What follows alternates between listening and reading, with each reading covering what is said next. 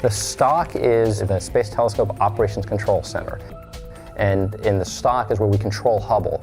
We control it on a day-to-day basis, so all the activities we do, the pointing the telescope at the different targets, the different stars, the different galaxies, getting the data back down, sending commands up to tell it where to point, moving it, oriented in different positions, all that originates in the stock. We have a crew that's there 24 hours a day, 7 days a week, controlling the telescope. In normal day-to-day operations, we don't perform the science activities here. We're really running the telescope.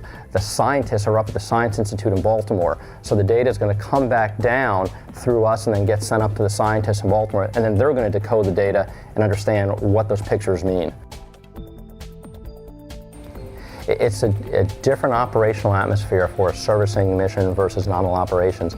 For a regular day-to-day, we only have about 3 or so people really watching the telescope. And telescopes are built very robustly. If they have a problem, they take care of themselves, they put themselves in a safe state, then you go back and you isolate the problem and fix to see what happened later on. The difference is during a servicing mission, the astronauts can only be out for 6 hours roughly at a time, and that's because of a limit on how much oxygen and water they carry on board. So if a problem occurs, we don't have the luxury of talking about it and debating what the right course of action is. We have to take action right away. So we have a team of experts who are on console. Somebody's watching the power, somebody's watching the communications, somebody's watching how the telescope will point, and if they see a problem in one of those subsystems, they alert the rest of the team, and we have to quickly diagnose that problem and come up with a resolution, because the astronauts, they can't stand around. If they're standing around, then something's not going to get done.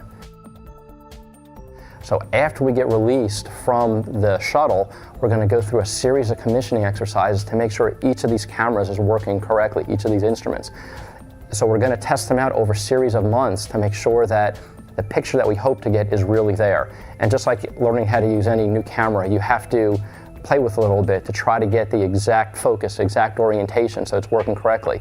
So it really takes about 4 to 5 months after we release from the shuttle before the telescope is completely back and working and operational again.